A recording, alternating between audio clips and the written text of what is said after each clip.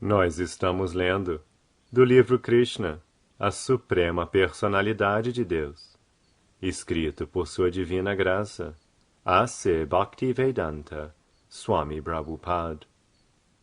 Capítulo 39.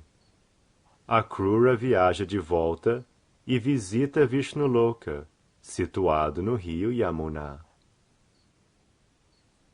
Akrura foi recebido calorosamente pelo Sr. Krishna e Nanda Maharaj, que lhe ofereceram um lugar para descansar de noite. Enquanto isso, os dois irmãos, Balarama e Krishna, foram jantar. Akrura sentou-se em sua cama e pôs-se a refletir que todos os desejos que ele contemplara enquanto vinha de Mathura para Vrindavana tinham se cumprido. O Sr. Krishna é o esposo da deusa da fortuna.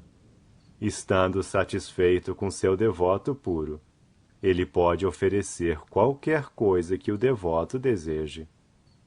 Mas o devoto puro não pede nada ao Senhor para seu benefício pessoal.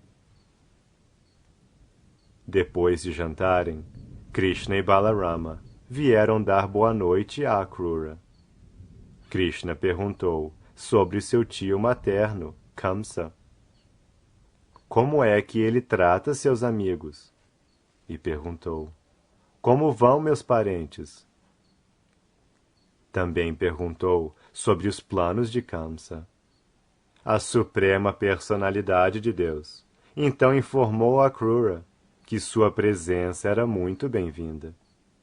Perguntou-lhe se todos os seus parentes e amigos estavam bem e livres de todo tipo de aflição. Krishna disse que sentia muito que seu tio materno Kamsa fosse o chefe do reino. Ele disse que Kamsa era a maior anomalia em todo o sistema de governo e que não podiam esperar nenhum bem-estar para os cidadãos enquanto ele governasse. Então Krishna disse, meu pai passou por muitas tribulações pelo simples fato de eu ser seu filho. Por essa razão, também ele perdeu muitos outros filhos. Eu me considero tão afortunado por você ter vindo como meu amigo e parente. Meu querido tio Akrura, por favor, conte-me qual a finalidade de sua vinda a Vrindavana. Depois desta pergunta, Akrura, que pertencia à dinastia Yadu, explicou os eventos recentes de Mathura, incluindo a tentativa de Kamsa de matar Vasudeva, o pai de Krishna. Ele relatou as coisas acontecidas depois da revelação feita por Narada de que Krishna era o filho de Vasudeva, que tinha sido escondido por Vasudeva na casa de Nanda Maharaj. Akrura narrou todas as histórias a respeito de Kamsa. Ele contou como Narada encontrou-se com Kamsa e como ele mesmo fora encarregado por Kamsa de vir a Vrindavana. Akrura explicou a Krishna que Narada contara a Kamsa tudo sobre a transferência de Krishna, de Mathura, para Vrindavana, logo depois de seu nascimento, e de ele ter matado todos os demônios enviados por Kamsa. Akrura então explicou a Krishna o propósito de sua vinda a Vrindavana, levá-lo de volta a Mathura. Depois de ouvirem sobre estes arranjos, Balarama e Krishna, que são muito hábeis em matar adversários, deram uma leve risada por causa dos planos de Kamsa. Eles pediram a Nanda Maharaj que convidasse todos os vaqueirinhos a irem a Mathura para participar da cerimônia conhecida como Dharnu Yagya. Kamsa queria que todos eles fossem até lá para participar na cerimônia. Baseado na palavra de Krishna, Nanda Maharaj logo mandou chamar os vaqueirinhos e pediu-lhes que recolhessem todas as espécies de preparações lácteas e leite para presentear o rei durante a cerimônia. Também mandou instruções ao chefe de polícia de Vrindavana para que dissesse a todos os habitantes sobre a grande cerimônia de Dhanu Yagya, de Kamsa, e os convidasse a tomar parte. Nanda Maharaj informou aos vaqueirinhos que eles partiriam na manhã seguinte. Eles então providenciaram para que vacas e touros levassem todos para Mathura. Quando as golpes ouviram que a Krura viera para levar Krishna e Balarama embora para Mathura, elas se encheram de ansiedade. Algumas delas se afligiram tanto que seus rostos se enegreceram e começaram a respirar acaloradamente e a ter palpitações do coração. Elas viram que seus cabelos e vestidos imediatamente se soltaram. Ouvindo a notícia de que Krishna e Balarama estavam partindo para Mathura, outras, que estavam ocupadas nos deveres de casa, pararam de trabalhar, como se tivessem esquecido de tudo, assim como uma pessoa, chamada morte, é obrigada a deixar este mundo de imediato. Outras logo desmaiaram devido à separação de Krishna. Lembrando-se de seu sorriso atraente e de suas conversas com elas, as golpes se encheram de pesar. Todas elas se lembravam das características da personalidade de Deus, como ele se movimentava dentro da área de Vrindavana e como, com gracejos, ele atraía todos os seus corações. Pensando em Krishna, em sua iminente separação, as golpes se reuniram, com os corações batendo pesadamente. Elas estavam completamente absortas, pensando em Krishna, e lágrimas caíam de seus olhos. Elas começaram a conversar, como segue. Ó Providência, você é tão cruel. Parece que não sabe mostrar misericórdia para com os outros. Por seu arranjo, amigos se encontram, mas sem satisfazer seus desejos, você os separa. Isso é exatamente como brincadeira de criança, que não tem sentido. É muito abominável que primeiro você arranje para nos mostrar o belo Krishna, e então arranja para separá-lo de nós. Krishna tem o cabelo azulado e cacheado, que embeleza sua testa larga e seu nariz agudo, e está sempre sorrindo para minimizar toda a discórdia deste mundo material. Ó Providência, você é tão cruel, mas muito espantosamente aparece agora como a Krura, que quer dizer não cruel. No início, apreciávamos seu trabalho em nos dar estes olhos para ver o belo rosto de Krishna. Mas agora, exatamente como uma criatura tola, você está tentando tirar nossos olhos, para que não possamos ver Krishna aqui de novo. Krishna, o filho de Nanda Maharaj, também é muito cruel. Ele sempre tem que ter novos amigos. Ele não gosta de conservar a amizade por muito tempo com uma pessoa. Nós golpes de Vrindavana, tendo deixado nossos lares, amigos e parentes, tornamo-nos servas de Krishna. Mas ele está nos desprezando e indo embora. Ele nem sequer olha para nós, embora estejamos completamente rendidas a ele. Agora, todas as jovens de Mathura terão a oportunidade. Elas estão esperando a chegada de Krishna, e elas desfrutarão sua doce face sorridente, da qual beberão mel. Embora saibamos que Krishna é muito constante e determinado, estamos ameaçados com o fato de que logo que vir os belos rostos das moças de Mathura, ele se esquecerá de si. Tememos que ele se deixe controlar por elas e nos esqueça, pois somos simples meninas de aldeia. Ele não será mais bondoso conosco. Portanto, não esperamos que Krishna regresse a Vrindavana. Ele não deixará a companhia das meninas de Mathura. As golpes começaram a imaginar as grandes cerimônias na cidade de Mathura. Krishna passaria pelas ruas, e as damas e as jovens da cidade iriam vê-lo das sacadas de suas respectivas casas. A cidade de Mathura continha diferentes comunidades, conhecidas então como Dasharha, Bhoja, Andaka e Satwata. Todas essas comunidades eram diferentes ramos da mesma família, na qual Krishna aparecera, ou seja, a dinastia Yadu. Eles também estavam esperando a chegada de Krishna. Já estava determinado que Krishna, que é o repouso da deusa da fortuna e o reservatório de todo o prazer e das qualidades transcendentais, ia visitar a cidade de Mathura. As golpes, então, começaram a condenar as atividades de Akrura. Elas disseram que Akrura estava levando Krishna, que era mais querido que o mais querido para elas, e que era o prazer de seus olhos. Ele estava sendo tirado de sua vista, sem que elas fossem formadas ou consoladas por Akrura. Akrura não devia ser tão sem misericórdia, mas devia ter tido compaixão delas.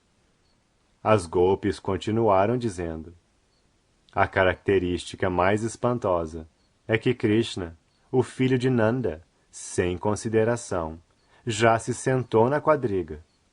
Daí parece que Krishna não é muito inteligente. Mas ele pode ser muito inteligente, mas não é muito civilizado. Não só Krishna, mas todos os vaqueiros são tão insensíveis que já estão atrelando os touros e vacas para a viagem para Mathura. As pessoas mais velhas em Vrindavana também não têm misericórdia. Eles não levam em consideração nossa situação e não param a viagem de Krishna para Mathura. Mesmo os semideuses são muito rudes conosco. Eles não estão impedindo a ida dele para Mathura. As golpes oraram aos semideuses para que estes criassem algum distúrbio natural, tal como um furacão, tempestade ou aguaceiro pesado, para que Krishna não pudesse ir para Mathura. Então começaram a considerar: a despeito de nossos pais e guardiões mais velhos, devemos pessoalmente impedir Krishna de ir a Mathura. Não temos outra alternativa, senão tomar essa ação direta. Todos ficaram contra nós, para tirar Krishna de nossas vistas. Sem ele, não podemos viver, nem por um momento. As golpes, então, decidiram obstruir a passagem, por onde se supunha que passaria a quadriga de Krishna. Começaram a falar entre si. Passamos uma noite muito comprida, que pareceu apenas um instante, entretidas na dança da rasa com Krishna. Olhávamos seu doce sorriso, e nos abraçávamos e conversávamos. Agora, como vamos viver por um instante sequer, se ele for para longe de nós? No final do dia, ao anoitecer, junto com seu irmão mais velho Balarama, Krishna costumava voltar para casa com seus amigos. Seu rosto estava sempre sujo da poeira levantada pelos cascos das vacas, e ele sorria e tocava flauta, e olhava para nós com muita bondade. Como seremos capazes de esquecê-lo? Como poderemos esquecer Krishna, que é nossa vida e alma? Ele já roubou nossos corações de tantas maneiras, em nossos dias e noites. E se ele for embora, não há possibilidade de continuarmos a viver. Pensando assim, as golpes ficaram cada vez mais aflitas de pesar com a partida de Krishna de Vrindavana.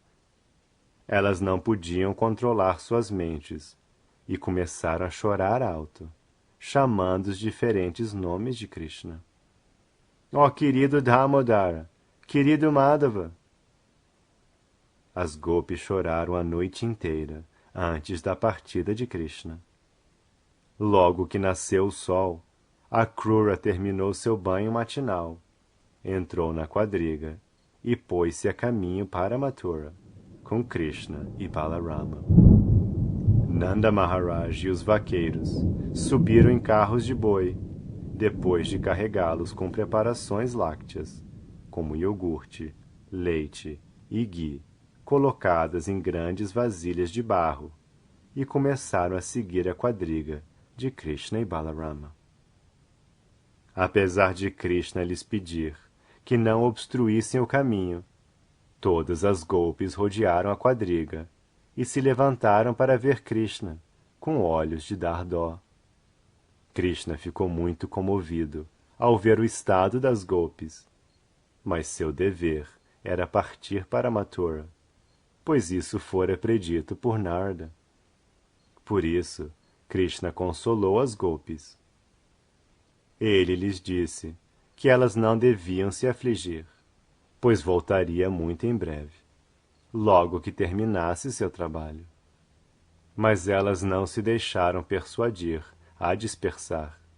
A quadriga, porém, começou a se dirigir rumo ao oeste, e à medida que prosseguia, as mentes das gopis a seguiram-na até onde era possível.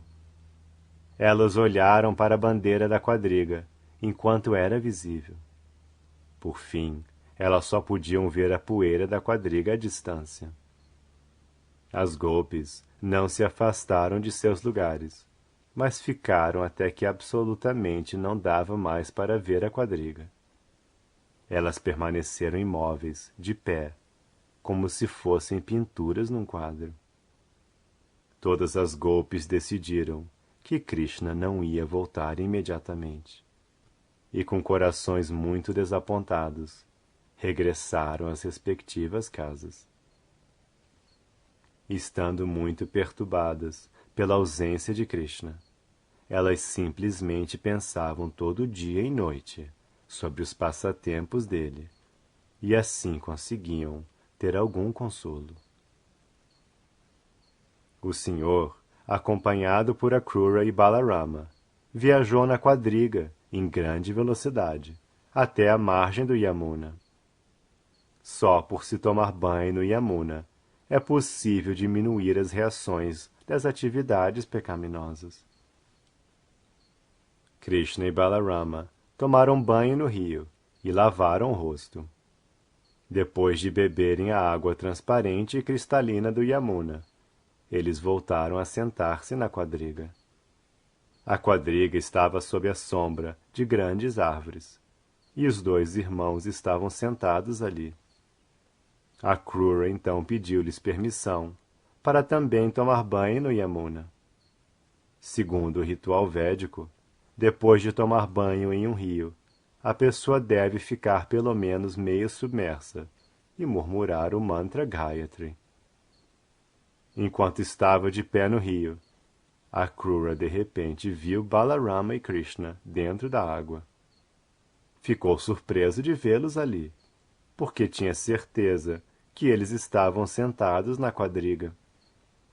Confuso, ele saiu imediatamente da água e foi ver onde estavam os meninos. E ficou muito surpreso ao ver que os meninos estavam sentados na quadriga como antes. Quando os viu na quadriga, ele começou a se perguntar se os tinha visto na água. Então Akrura voltou para o rio, e desta vez não só viu Balarama e Krishna, mas muitos semideuses, e todos os Siddhas, Charanas e Gandharvas. Eles estavam todos de pé diante do Senhor, que estava deitado. Também viu o Sheshanaga, com milhares de capelos. O Senhor Sheshanaga estava coberto com roupas azuladas, e seus pescoços eram todos brancos. Os pescoços brancos de Sheshanaga pareciam montanhas de cumes cobertos de neve. No colo anelado de Sheshanag, Akrura viu Krishna sentado muito tranquilamente, com 4 mãos. Seus olhos eram como a pétala avermelhada da flor de lótus. Em outras palavras, depois de voltar para o Yamuna, Akrura viu Balarama transformado em Sheshanag e Krishna transformado em Mahavishnu. Ele viu a suprema personalidade de Deus de 4 mãos, sorrindo muito belamente. Muito agradável, Krishna olhava para todos com muita misericórdia. Parecia belo, com seu nariz arrebitado, testa larga, orelhas estendidas e lábios avermelhados. Seus braços, que alcançavam os joelhos, eram muito fortemente construídos. Seus ombros eram altos, seu peito muito largo e formado como búzio. Seu umbigo era muito profundo, e seu abdômen era marcado com 3 linhas. Sua cintura era larga e grande, semelhante aos quadris de uma mulher, e suas coxas pareciam as trombas de elefantes. As outras partes de suas pernas, as juntas e extremidades inferiores, eram todas muito belas. As unhas de seus pés eram deslumbrantes, e seus dedos eram tão belos como a flor de lótus. Seu capacete era ornado de joias muito valiosas. Havia um belo cinturão em volta de sua cintura, e ele usava um cordão sagrado atravessando o peito. Havia pulseiras em suas mãos e braceletes nas porções superiores de seus braços, e usava sinos em seus tornozelos.